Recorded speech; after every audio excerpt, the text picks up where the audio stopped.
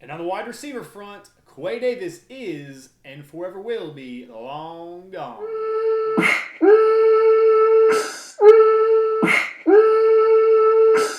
Thanks again for watching the Eyes on Texas channel, your source of breaking horns news and video highlights. I'm your host, Landon King, AK, and I'm back here with another video for y'all today. Where we're on the offensive side of the ball, talking tight ends and wide receivers. And up first, let's talk about those pass-catching, playmaking tight ends. Where recently, the Longhorns did lose a commitment from Landon King, who did recently offer his services to the Auburn Tigers, where they did get a commitment from Landon, so congratulations to him.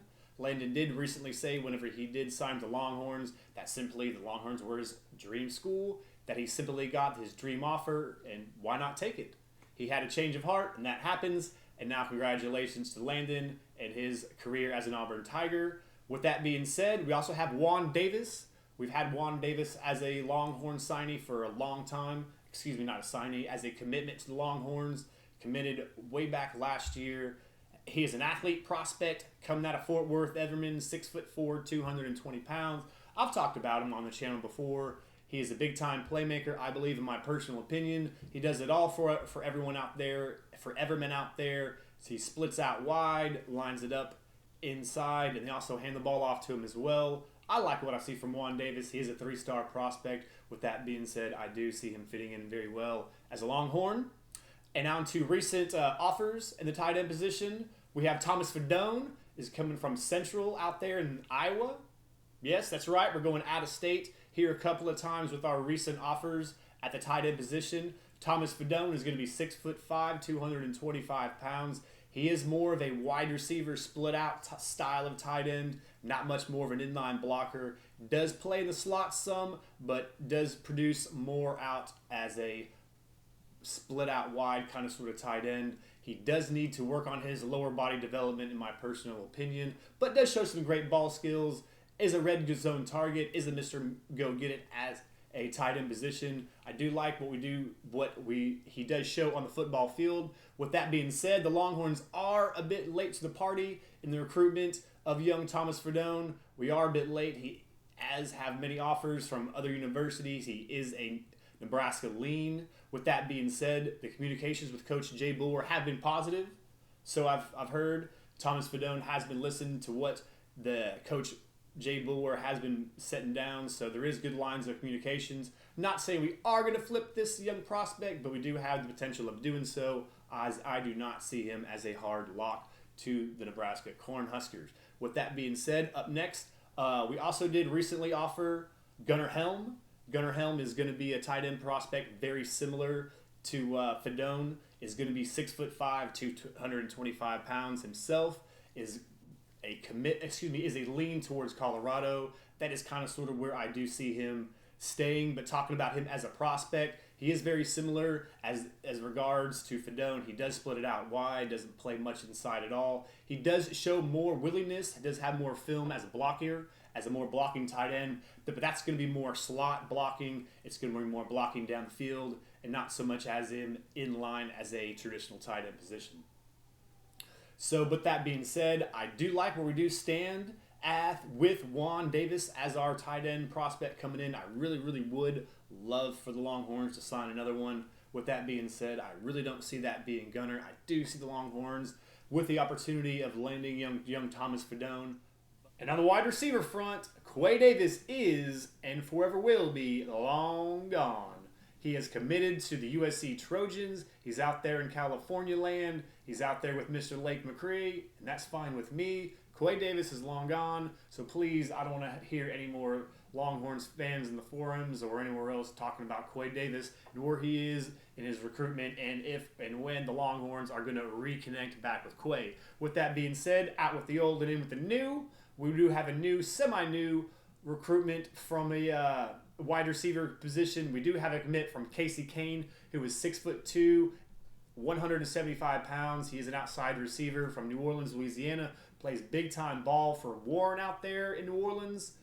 He is going to be an outside threat, a big-time red zone target. He does create great separation from the defender. The quarterback play is a bit suspect on his tape, but really don't judge him on that. The most important thing to understand about Mr. Casey Kane is that he does create the separation that you need and want from his defender, and that he will score touchdowns for the Longhorns.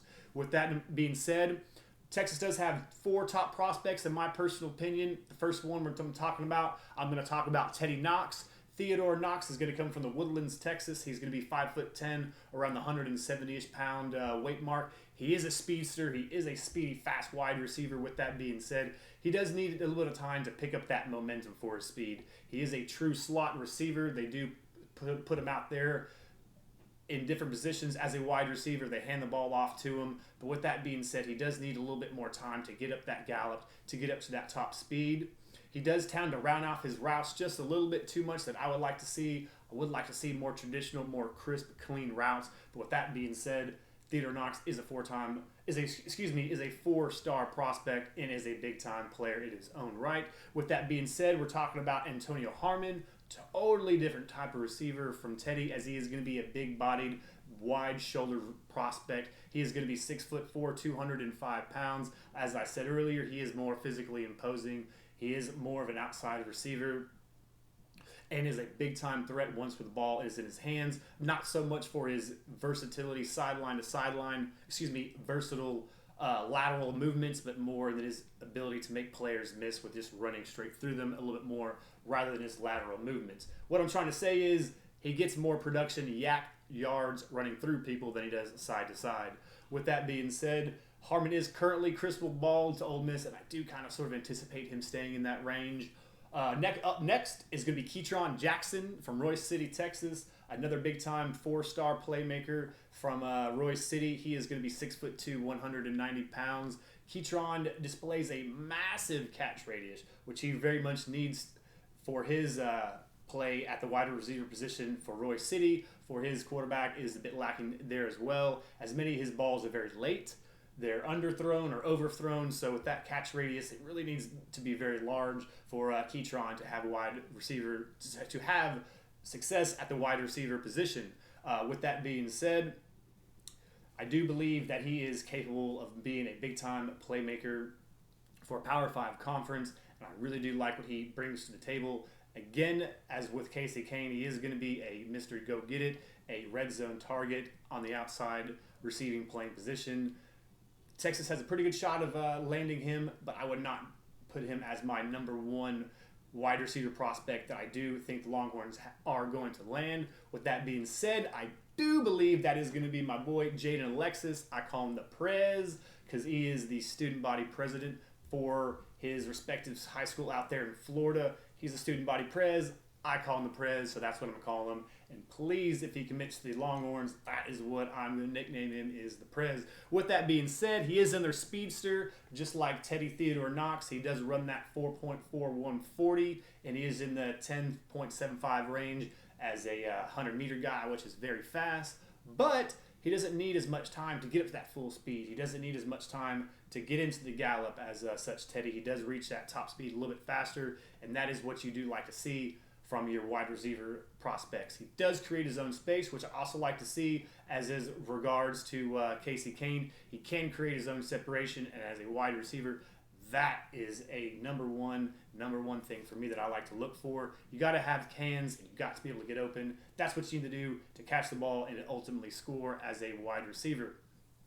With that being said, he can play inside as a slot and or in the outside position, but I do see him more of a speedster in the slot. He does run crisp, clean routes, a little bit more better of a route runner than Teddy Knox. That's going to be kind of sort of my comparison, I guess, in this regard, is going to be Teddy Knox. With that being said, I do believe he can have the ability to play on the outside. He does have good lower body development. He does weigh 175 pounds, but he's a good stout 175. And I believe that the Texas Longhorns do have a good chance of landing him. He is a 3-star recruit. With that being said, he's got 36 offers. So he's got 36 offers as a 3-star recruit. We're not the only ones that want Mr. Jaden Alexis out of Pompano Beach, Florida.